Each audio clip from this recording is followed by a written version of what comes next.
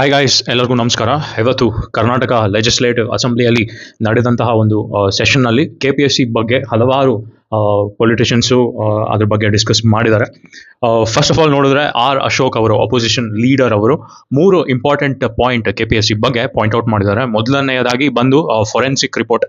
ಏನು OMR sheet ನ exam ಆದ್ಮೇಲೆ ಮಾರ್ಕಿಂಗ್ ಮಾಡ್ತಾರೆ, ಅಲ್ಲಿ ಇವರು ಒಂದು ಫೊರೆನ್ಸಿಕ್ ರಿಪೋರ್ಟ್ನ ಅದ್ರ ಬಗ್ಗೆ ಕೇಳಿದಾಗ ಅದರಲ್ಲಿ ಬಂದಿರುವಂತಹ ಮಾಹಿತಿ ಬಗ್ಗೆ, ಈಗ ಫಸ್ಟ್ ಮಾರ್ಕ್ ಮಾಡಿರೋದೇ ಒಬ್ಬ ಹುಡುಗ, ಅದಾದ್ಮೇಲೆ ಮಾರ್ಕ್ ಮಾಡಿರುವುದು ಇನ್ಯಾರೋ, ಯಾಕಂದ್ರೆ ಅಲ್ಲಿ ಒಂದು ಇಂಕ್ ಬಳಕೆಯಲ್ಲಿ ಸ್ವಲ್ಪ ವ್ಯತ್ಯಾಸವನ್ನು ನೋಡಿದ್ದಾರೆ. ಅದ್ ಬಿಟ್ರೆ OMR ರೌಂಡ್ ಮಾಡ್ತಾರಲ್ಲ, ಅದರಲ್ಲಿ ಫಸ್ಟ್ ಮಾಡಿದವನು ಅರ್ಧ OMR ನ ರೌಂಡ್ ಮಾಡಿರ್ತಾನಂತೆ, ಇನ್ನು ಮಿಕ್ದವನು ಸ್ವಲ್ಪ ಫುಲ್ OMR ಏನು ಮಾರ್ಕಿಂಗ್ ಇರುತ್ತೆ ಅದನ್ನ ಫುಲ್ ಆಗಿ ಮಾಡಿರ್ತಾನೆ. ಇಲ್ಲ ಒಂದೊಂದ್ ಕಡೆ ಅವನು ತುಂಬಾ ಪೆನ್ನಲ್ಲಿ ಒತ್ತಿ ಮಾರ್ಕಿಂಗ್ ಮಾಡಿರ್ತಾನೆ, ಇನ್ನೊಬ್ಬ ಲೈಟ್ ಆಗಿ ಮಾರ್ಕಿಂಗ್ ಮಾಡಿರ್ತಾನೆ. ಇದು ಯಾವಾಗ ಸಾಧ್ಯ ಅಂದ್ರೆ OMR ಯಾವಾಗ ಎಕ್ಸಾಮ್ ನಾವು OMR ನ ಸಬ್ಮಿಟ್ ಮಾಡ್ತೀವಿ, ಆ OMR ನ ಬೇರೆ ಒಂದು ಹಾಲ್ಗೆ ತಗೊಂಡೋಗಿ ಯಾರ್ಯಾರು ಈ ಎಕ್ಸಾಮ್ಗೆ ದುಡ್ಡು ಕೊಟ್ಟಿರ್ತಾರೆ ಅಂತ OMR ನ ತೆಗೆದು ಅಲ್ಲಿ ರೀಮಾರ್ಕಿಂಗ್ ಮಾಡಿ ಕರೆಕ್ಟ್ ಆನ್ಸರ್ಸ್ ನ ಮಾರ್ಕ್ ಮಾಡಿ ಕಳಿಸ್ತಾರೆ ಅಂತ ಅಶೋಕ್ ಅವರು ಅವರ ಒಂದು ಫೊರೆನ್ಸಿಕ್ ರಿಪೋರ್ಟ್ ಅಲ್ಲಿ ಹೇಳಿದ್ದಾರೆ.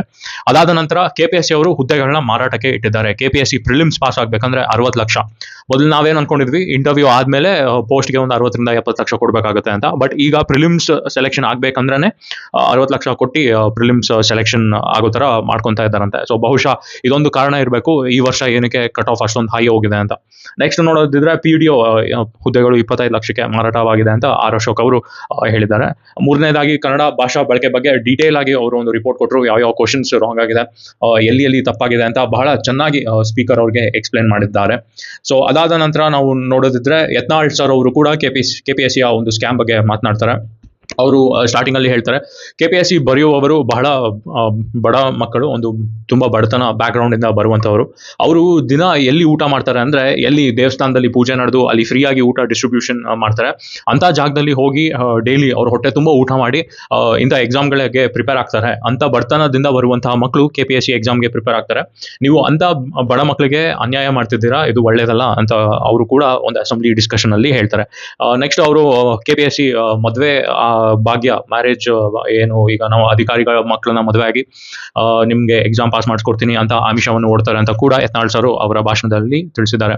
ನೆಕ್ಸ್ಟ್ ಸುರೇಶ್ ಗೌಡ ಸರ್, ಇವರ ಸ್ಪೀಚು ಬಹಳ ಪವರ್ಫುಲ್ ಆಗಿತ್ತು, ನನಗೆ ತುಂಬಾ ಟಚ್ ಆಯ್ತು. ಇವರು ಹೇಳ್ತಾರೆ, ಕನ್ನಡ ಮಾಧ್ಯಮದಲ್ಲಿ ಓದುವಂತಹ ಮಕ್ಕಳು, ಲೇಬರರ್ಸ್ ಮಕ್ಕಳಾಗಿರ್ಬೋದು, ಕೂಲಿ ಕಾರ್ಮಿಕರ ಮಕ್ಕಳಾಗಿರ್ಬೋದು, ಎಲ್ಲ ತುಂಬಾ ಬಡ ಕುಟುಂಬದಿಂದ ಬರುವಂತಹ ಮಕ್ಕಳು ಕನ್ನಡ ಮಾಧ್ಯಮದಲ್ಲಿ ಓದ್ತಾರೆ.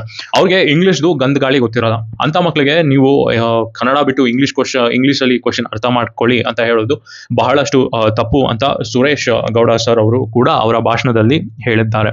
ಅದಾದ್ಮೇಲೆ KM ಶಿವಲಿಂಗೇಗೌಡ ಸರ್, ಇವರು ಕಾಂಗ್ರೆಸ್ ಅತಿ ದೊಡ್ಡ ಬಲಿಷ್ಠ ಲೀಡರ್, ಅವರು ಕೂಡ KPSC ಬಗ್ಗೆ ಅವ್ರದ್ದೊಂದು ವಿಚಾರವನ್ನ ವ್ಯಕ್ತಪಡಿಸ್ತಾರೆ. KPSC ತುಂಬಾ ಅನ್ಯಾಯ ಮಾಡ್ತಾ ಬರ್ತಾ ಇದೆ.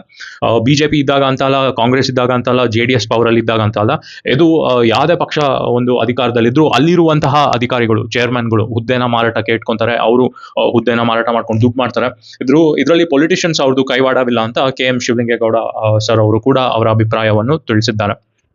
ಸೊ ಈಗ ಇದಿಷ್ಟು ಇವತ್ತು ಅಸೆಂಬ್ಲಿಲಿ ನಡೆದಿರುವಂತಹ ಒಂದು ಚರ್ಚೆ. ನಾನು ಇಷ್ಟು ದೊಡ್ಡ ಪ್ರಮಾಣದಲ್ಲಿ KPSC ಬಗ್ಗೆ ಒಂದು ಚರ್ಚೆ ನಡೆಯುತ್ತೆ ಅಂತ ಅನ್ಕೊಂಡಿರ್ಲಿಲ್ಲ.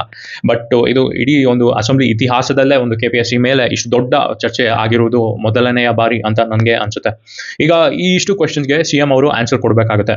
ಅಶೋಕ್ ಅವರು ತಮ್ಮ ಭಾಷಣದ ಕೊನೆಯಲ್ಲಿ ಡೈರೆಕ್ಟ್ ಆಗಿ ಹೇಳ್ತಾರೆ, ಎಕ್ಸಾಮ್ ಯಾವುದೇ ಕಾರಣಕ್ಕೂ ಬೇಡ, ನೋಟಿಫಿಕೇಶನ್ ಮಾಡಿಸಿ, ಅಂಡ್ ಯಾರ್ಯಾರು ಈ ಗೂಗಲ್ ಟ್ರಾನ್ಸ್ಲೇಟ್ ನ ಬಳಸಿ ಕ್ವಶನ್ ಫ್ರೇಮ್ ಮಾಡಿದ್ರು ಅಂತ ಅಧಿಕಾರಿಗಳನ್ನೆಲ್ಲ ಜೈಲ್ಗೆ ಹಾಕಿಸ್ಬೇಕು ಅಂತ ಅಶೋಕ್ ಸರ್ ಅವರು ಅವರ ಭಾಷಣವನ್ನು ಮುಗಿಸ್ತಾರೆ. ಸೊ ಇದಿಷ್ಟು ಕ್ವಶನ್ಸ್ಗೆ CM ಅವ್ರ ಕಡೆಯಿಂದ ಉತ್ತರ ಬರಬೇಕಾಗಿದೆ. ಬಟ್ ಏನು ಉತ್ತರ ಕೊಡ್ತಾರೆ, ಹೇಗೆ ಜಸ್ಟಿಫೈ ಮಾಡ್ತಾರೆ ಅನ್ನೋದೇ ಒಂದು ದೊಡ್ಡ ಪ್ರಶ್ನೆ.